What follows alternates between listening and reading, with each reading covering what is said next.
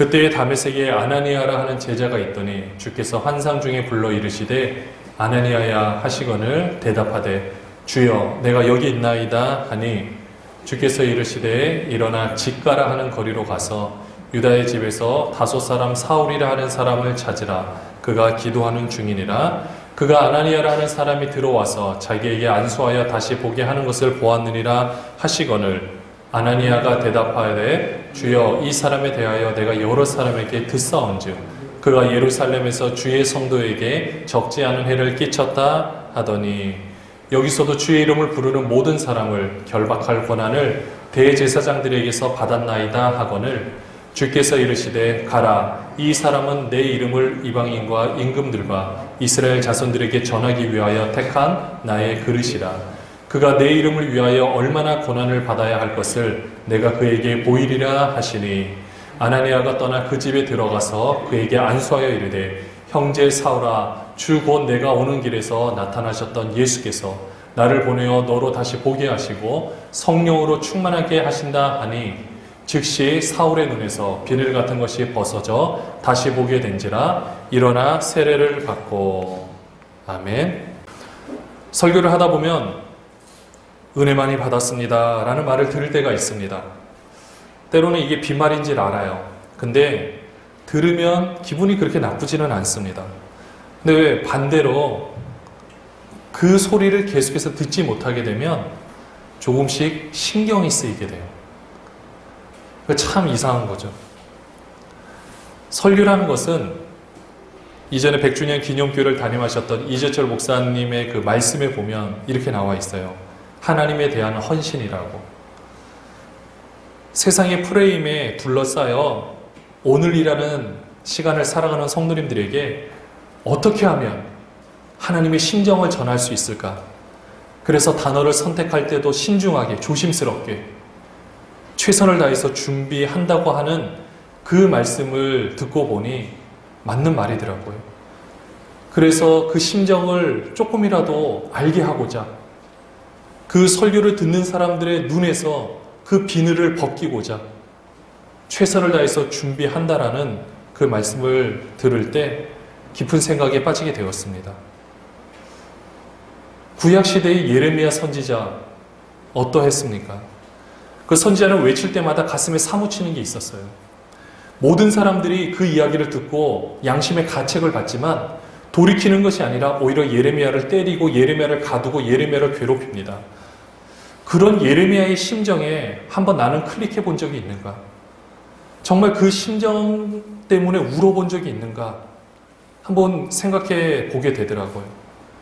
지금 사회가 잘못된 방향으로 돌진하고 있을 때 여러분 이렇게 하면 안 됩니다 라고 말씀 선포를 하고 과연 칭찬을 들을 수 있을까요?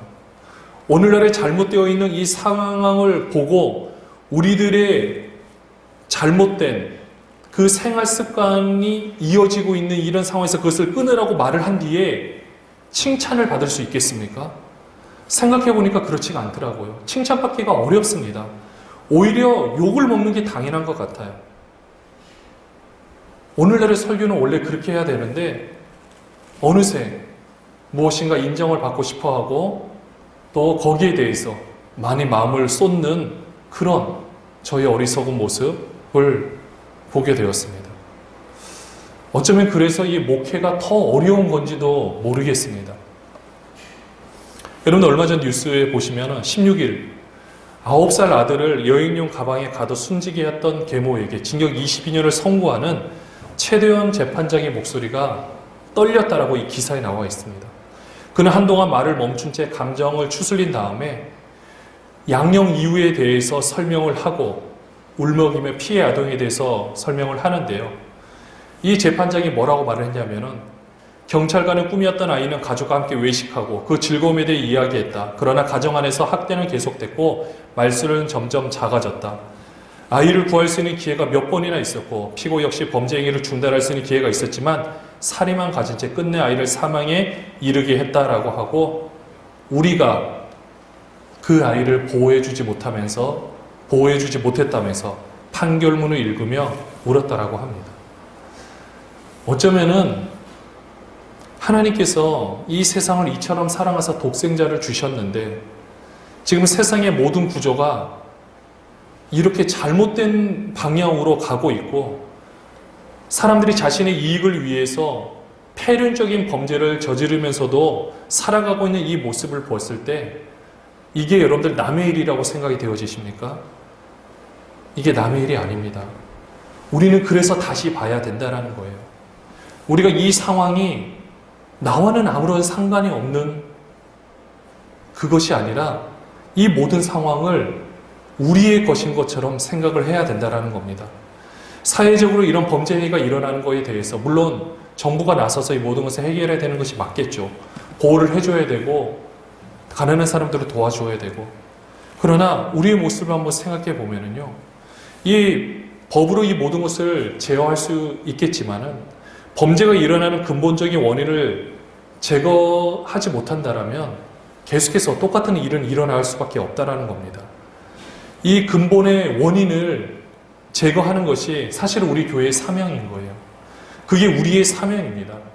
근데 우리는 신앙생활을 열심히 하고 있는데 이거에 대해서 생각하기보다는 정말 우리가 목숨 걸어야 될 대상이 이것인데 우리는요, 신앙생활하면 항상 하나님과 나와의 관계라고만 생각을 하고 있다는 거예요. 이게 우리가 바꿔야 될 하나의 너무나도 중요한 하나의 법칙입니다. 나와의 관계가 하나님과의 맺어지는 관계, 우리는 여기에 너무 많은 초점을 맞추고 있어요. 이게 물론 틀린 것이 아니죠. 너무 중요합니다. 그러나 하나님께서는 세상을 사랑하셨다 그랬어요. 그 세상 안에 우리가 있는 겁니다. 그 세상은 우리가 별개가 아니에요. 세상은 별개고 나와 하나님과 관계가 맺어지고 모든 것이 따로 노느냐? 그렇지가 않다라는 거예요. 만약에 하나님과 우리 사이로, 하나님과 나 사이로 관계를 맺으면서 정말 열심히 신앙생활을 한다라면은 우리가 사울이라는 사람보다 더 열심히 할 수 있겠습니까? 하나님에 대한 열심은요, 이 사울을 따라올 자가 없었어요. 근데 때로는 이 하나님에 대한 열심이 개인적인 관계에서 열심만을 가지고 있을 때 한 사람을 잡을 수도 있다는 겁니다. 하나님에 대한 열심. 사울의 입장에서 그 얼마 전에 스데반 집사가 순교당하는 것을 당연히 여겼어요. 사람들이 돌로 던져서 죽이는데 스데반은 이 죄를 저들에게 돌리지 말라라고 하면서 죽어갑니다. 근데 사울은 이 죽음을 마땅히 여겼다라고 했어요. 그래서 사도행전 8장 3절에 보면 사울이 어떻게 하느냐, 사울이 교회를 잔멸할 때 각 집에 들어가 남녀를 끌어다가 옥에 넘기니라. 스데반 집사가 죽는 것을 당연히 여기고 그 다음에 이제 교회를 잔멸하는 거예요. 각 집에 들어가서 남녀를 끌어다가 옥에 다 넘깁니다. 어마어마한 권력이 있었고 힘이 있었고 이걸 가지고 이 열심을 다해서 하나님을 열심히 섬긴다는 명목으로 사람들을 지금 잡아 감옥에 넣고 있는 거예요. 여기서 멈추는 것이 아닙니다. 사도행전 9장 1절에 보면 사울이 주의 제자들에 대하여 여전히 위협과 살기가 등등하여 대제사장에게 가서 다메섹 여러 회당에 가져갈 공문을 청하니 이는 만일 그 도를 따르는 사람을 만나면 남녀를 막론하고 결박하여 예루살렘으로 잡아오려 함이라. 거기서만 머무르는 것이 아니라 이제는 멀리 도망간 사람들, 특별히 다메섹 쪽으로 갔다는 얘기를 듣고 가가지고 이제는 다 잡아오려고 대제사장이 시켜서가 아니라 본인이 스스로 자원하여서 내가 하겠습니다. 내가 이 모든 것을 하나님 위해서 열심히 섬기겠습니다라고 말하고 있는 거예요. 그러나 이 사울의 열심은 우리가 잘 아는 것처럼 잘못된 열심이었어요. 왜 그렇습니까? 제대로 보지 못했기 때문에 그런 거예요.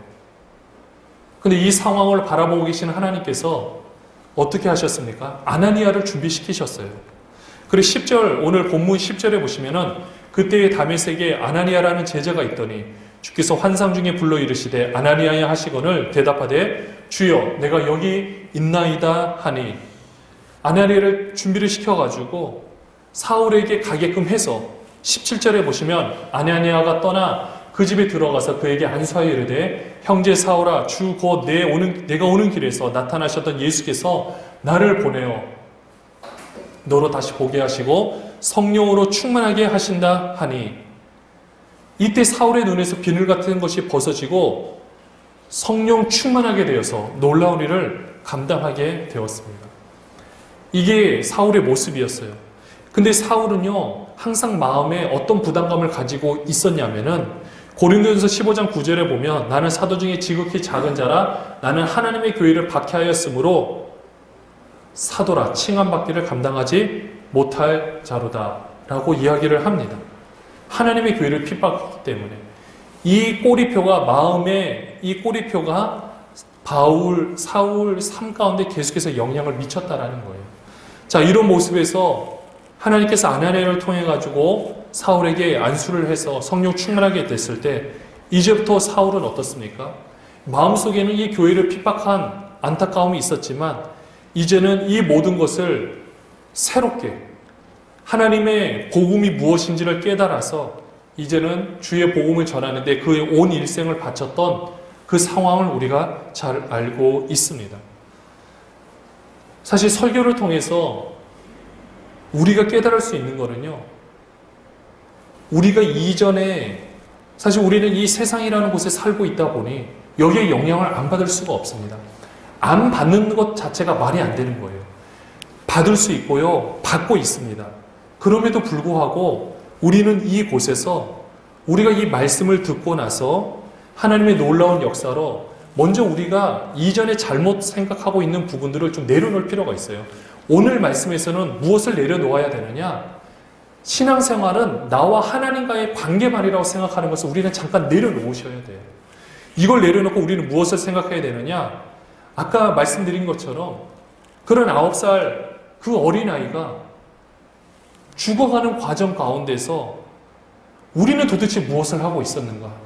그 외에도 수많은 이 범죄들이 저질러지는 이 상황 가운데 저것은 남의 일이라고 치부할 것인가? 아니면은 하나님의 심정이 클릭이 되어서 하나님이 그 상황을 바라보실 때 안타까워하는 마음이 있다라면 우리도 그 안타까운 마음을 가지고 함께 기도하면서 하나님 이 상황을 어떻게 해결해 나가야 될까요? 라고 생각하시겠습니까?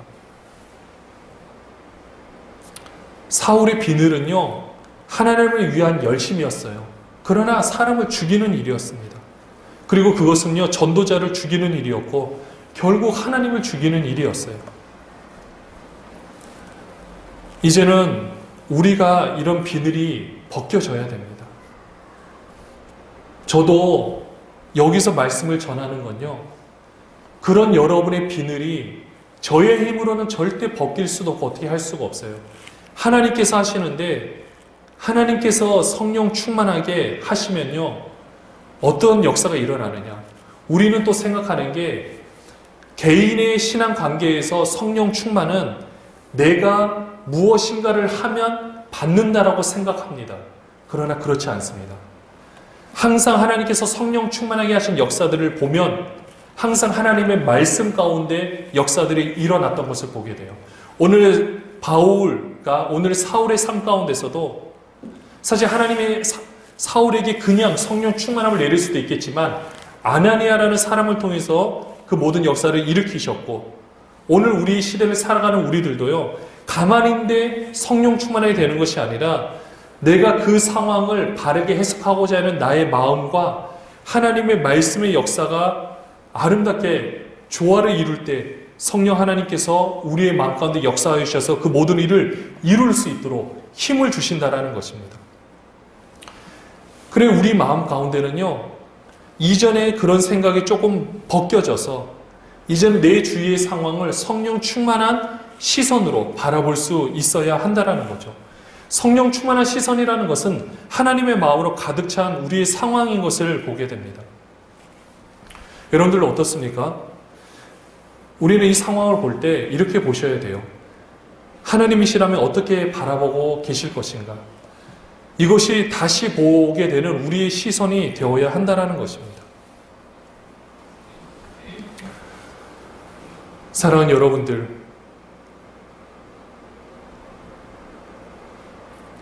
저는 저의 시선 중에 제일 힘든 게 무엇이었냐면요, 무책임한 의식을 갖고 있는 사람들을 제가 굉장히 싫어했습니다. 그냥 되게 간단해요. 자기 해야 될 일을 안 하고 대처 방안을 세우지 않는 그런 모습일 때 저는 이게 깨어지는 게 너무 어려웠습니다. 정말 저는 이걸 못 깰 줄 알았어요. 이게 보면 사역을 해오면서도 동역자들과의 관계 속에서도 바리새인 같은 정죄의 눈빛이 있는데 그게 뭐냐면 왜 저 사람은 저 일을 안 해서 누군가에게 피해를 끼치는가. 제가 막 증오를 할 정도로 그걸 너무 싫어했어요. 근데 이게 성령 충만한 시선으로 바뀌어지면 어떻게 볼 수 있는지 아십니까? 왜 저 사람이 못하게 됐을까에 대해서 이해가 되어지고 그 다음에 그 시선을 하나님께서 보게 하셨다라는 것은 그걸 가지고 정죄하라는 것이 아니라 그 사람이 그것을 할 수 있도록 옆에 가서 도와주고 같이 그 일을 묵묵하게 함께 감당해 주는 것이 하나님의 방법이구나. 그렇게 하는 것이 바로 하나님께서 이 세상을 만들어가는 하나님의 놀라운 법칙이구나. 이거를 이제는 머리로는 좀 깨달았어요. 근데 아직까지 이게 실천이 되어야 되는데 가슴으로 나오는 게 쉽지는 않습니다. 그러나 예전에 비하면 정말 장족의 발전인 것 같아요. 저도 어쩌면 지금 그거와의 싸움인지도 모릅니다. 근데 우리도 상황을 보면요, 마찬가지인 것 같아요. 우리는 신앙생활하고 그 다음에 우리는 거룩이라는 말을 우리 삶에 적용시키다 보니 항상 나와 하나님과의 관계 너무 중요한 거 맞아요. 근데 나와 하나님과의 관계는요, 하나님께서 이 세상을 바라보는 관계 가운데 성립이 되어야 된다는 거예요. 하나님께서 이 세상을 바라볼 때 기준이 될 만한 삶을 우리가 먼저 제시해 줘야 되고요. 그 다음에 그렇게 삶을 살지 못하는 사람들에게 우리가 기준이 되어서 보여주어야 되고요. 그 다음에 좀 더 나아가 그 사람들이 기준이 되는 삶을 살 수 있도록 우리가 가서 도와주고 우리가 가서 기도해주고 하늘의 힘이 그곳에 닿을 수 있도록 우리가 기도를 해주어야 한다는 겁니다. 우리는 우리가 그 안에서만 있으면 된다라고 생각하는데요. 지금 하나님의 입장에서는 이 하나님의 일을 할 사람들이 필요를 해요. 사도 바울같이 전 세계를 대상으로 복음을 전할 사람을 찾고 계시는데 다른 거 없습니다. 지금 우리도 그 역할을 감당할 수가 있어요. 그게 뭐냐면 여러분들 이 사회에 지금 안타까운 현실들이 많잖아요. 우리가 그 현실을 놓고 내 힘으로는 할 수 없지만 하나님께서는 하실 수 있사오니 하나님 저 문제를 제 문제를 해결하는 것처럼 제가 기도하오니 해결하여 주시옵소서라고 기도하실 때 그 임계점이 찼을 때 모든 것이 뒤집어지는 것처럼 하나님께서 그 모든 상황들을 바꿔놓으실 수가 있다는 겁니다. 그냥 바꿔놓으시는 것이 아니에요. 우리의 기도와 우리의 마음이 합쳐져서 놀라운 역사들이 일어난다는 것입니다. 우리 삶에서도 그래요. 여러분들 우리의 자녀를 위해서 기도하고 계시잖아요. 우리의 부모님들을 위해서 기도하고 계시잖아요. 여러분들이 기도를 안 해서 응답 안 해주시고 내가 하는 어떤 분량에 따라서 모든 것들이 바뀌어진다고 보지 마시고요. 그 상황을 놓고 우리가 좀 더 포괄적으로 그 하나님 아버지의 마음이 어떠할지를 함께 바라보시면서 기도하시면 여러분들도 그걸 통해서 새로운 삶을 살 수 있게 되고 그것을 통하여 우리의 기도의 폭이 넓어지고 모든 문제들이 조금씩 해결될 수가 있다는 것입니다. 이게 하나님께서 원하시는 우리의 모습인 거예요. 다시 보게 하시는 하나님의 뜻인 겁니다. 이제는 우리가 이런 새로운 시선으로 우리 삶을 바라볼 수 있었으면 좋겠습니다. 정말 이 새로운 시선으로 하나님께서 다시 보게 하시는 것으로 우리의 이 모든 상황들을 바라볼 수 있었으면 좋겠어요. 지금 우리가 해결해야 될 문제들이 얼마나 많습니까? 지금은 이게 남의 일이 아닙니다. 이 모든 상황들이 정말 남의 일이 아니에요. 이 모든 상황 가운데서 지금 일어나고 있는 묻지마 폭행, 또는 수많은 범죄들이 우리가 일어날 때마다 여러분들 이거는 우리의 것이라 생각하시고 우리의 잘못이라 생각하시고 이 사회를 위해서 우리가 눈물을 흘려 기도할 수 있는 우리가 되기를 소원합니다. 지금 우리가 그렇게 하지 않으면 소망이 없어요. 지금 우리가 그렇게 하지 않으면 우리가 일을 할 수가 없게 됩니다. 사랑하는 여러분들, 정말 부탁드리고 싶은 것은 저도 이 자리에서 최선을 다해서 여러분에게 여러분을 향한 하나님의 심정이 어떠한지를 알려드리고자 노력할 거고요. 여러분들도 한번 마음속으로 지금 나를 붙잡고 있는 나의 시선이 무엇인지를 한 번은 좀 생각해 보셨으면 좋겠습니다. 그리고 그 프레임에 만약에 갇혀 있다라면 조금씩 이걸 물론 제 힘으로 할 수는 없지만 그것들을 조금 내려놓고 오늘 사울이 새로 보게 된 것처럼 그렇게 다시 보게 하시는 하나님의 능력을 경험하셨으면 좋겠습니다. 여러분의 그런 성령 충만함으로 말미암아 이 주위의 사람들을 조금 더 섬기고 주위의 사람들을 더 기도로서 세울 수 있는 여러분이 되시기를 소원하고요. 그래서 여러분의 삶이 다시 한번 바라보시고 또 주위 상황들을 다시 한번 바라볼 수 있는 여러분 되시기를 주님의 이름으로 축원합니다.